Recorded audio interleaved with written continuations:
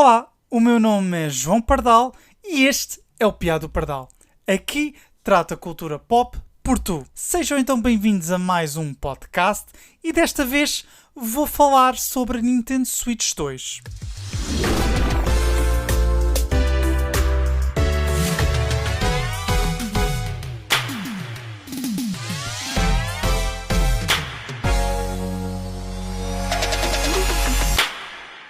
Oito anos depois, a sucessora de uma das consolas mais vendidas de sempre chegou ao mercado retalhista à escala mundial. Para contextualizar, a consola original saiu em 2017 e, de acordo com os últimos dados oficiais da Nintendo, já superou os 152 milhões de unidades vendidas. Ocupa o terceiro lugar na lista das consolas mais vendidas de sempre. Em segundo está a Nintendo DS, que teve várias revisões de consolas, com 154 milhões de aparelhos vendidos, e a completar o pódio, em primeiro está a mítica PlayStation 2, com 160 milhões de unidades. Voltando à Switch, devo dizer que contribuí para esses números. Adquiri a consola no final de 2017, perto da época natalícia. Dei muito uso a essa consola e devo-lhe muito.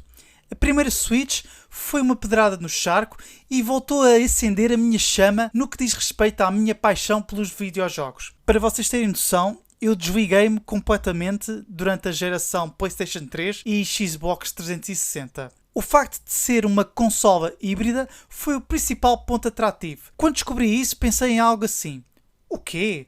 Posso tirar a consola da base e continuar o jogo em modo portátil? Shut up and take my money! Claro que os jogos validaram esta gimmick. The Legend of Zelda Breath of the Wild, Mario Odyssey, Doom 2016, Mario Kart 8 Deluxe foram os primeiros jogos que me fizeram apaixonar por esta consola. Com a Nintendo Switch, dei os meus primeiros passos para abraçar os indies. Títulos como Celeste, The Bridge, Shovel Knight, The Messenger e Meat Boy foram apenas alguns que experienciei nesta consola. Quando anunciaram a Switch 2, foi algo que já esperava. Realmente estava a contar com uma consola que fosse, em todo o seu sentido, uma consola melhor que a original. Praticamente o que esperava era uma Switch 1 em esteroides. Parece que tomou um cogumelo do Mario.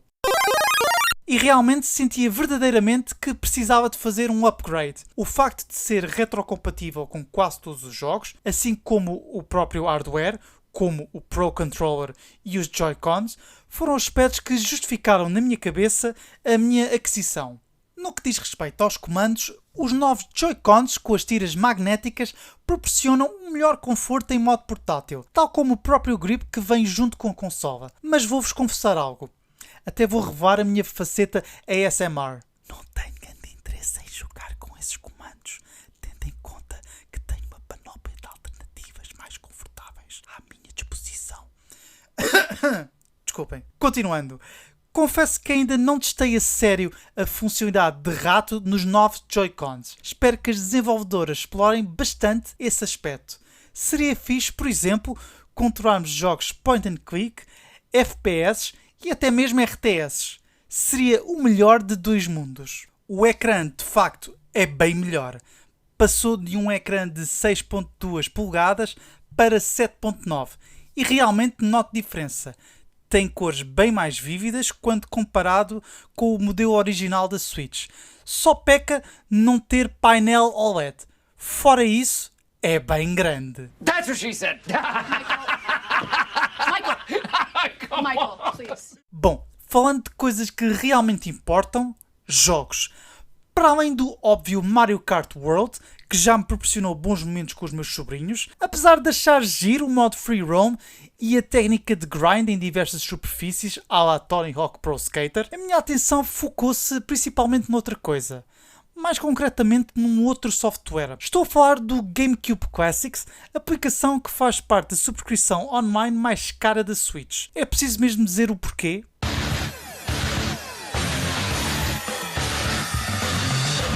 Finalmente posso jogar F-Zero GX em 16:9 e meus amigos e minhas amigas, é sublime. Quase me vieram lágrimas aos olhos. Incrível pensar que um jogo de 2003 continua a ser uma experiência incrível, apesar de continuar difícil como ao raio. Já dispensei mais de 20 horas e a tendência é para aumentar esse número. A emulação não é perfeita, mas é competente. E a pensar que o catálogo da aplicação GameCube Classics pode vir a crescer com mais títulos, tem potencial para ser um ponto atrativo nesta Switch 2. Apesar de ainda não termos ainda muitos jogos exclusivos, a Nintendo possibilita o combate do backlog de jogos através da retrocompatibilidade. Podemos, por exemplo, experienciar o Pokémon Scarlet e Violet com uma boa performance técnica. Melhorias essas que não têm qualquer custo para a carteira dos jogadores, ao contrário de outros jogos como Breath of the Wild e Tears of the Kingdom, que temos de desembolsar 10€ cada para fazer o upgrade. No entanto, acho que o verdadeiro System Seller sai em breve. No momento em que lança este episódio, Donkey Kong Bonanza está a meras semanas do seu lançamento. Ao que tudo indica, será uma espécie de prequela do Super Mario Odyssey. Em vez de controlarmos o conhecido canalizador, somos o gorila mais icónico dos videojogos. Agora a pergunta de 1 milhão de euros. Vale a pena a Nintendo Switch 2? Depende. É a continuação da estratégia de sucesso da antecessora. Se gostam realmente dos exclusivos Nintendo, a compra é obrigatória. Se nunca tiveram uma Switch, tem um catálogo vasto por explorar e a Switch 2 promete proporcionar uma melhor experiência de jogo e, inquestionavelmente, vai ter uma palavra a dizer aos jogos feitos de raiz para essa plataforma. Se procuram jogos de estúdios de terceiros, talvez seja melhor procurar noutro sítio. Da minha parte, acho que vou dar tanto uso como dei à minha consola original. Agora quero saber a vossa opinião. Já têm uma Nintendo Switch 2? Qual é a vossa opinião relativamente a esta consola? Partilhem a vossa opinião. Podem me encontrar no Instagram, @piado_do_pardal e no Twitter, x, @piadopardal, tudo junto. Não se esqueçam de subscrever ao podcast no YouTube ou seguir-me no Spotify, Apple Podcasts ou na vossa plataforma de eleição. Se gostaram deste episódio, podem avaliar-me nestas plataformas. É mesmo muito importante o vosso feedback. Espero contar com vocês no próximo Piado Pardal. Fiquem bem. Adeus.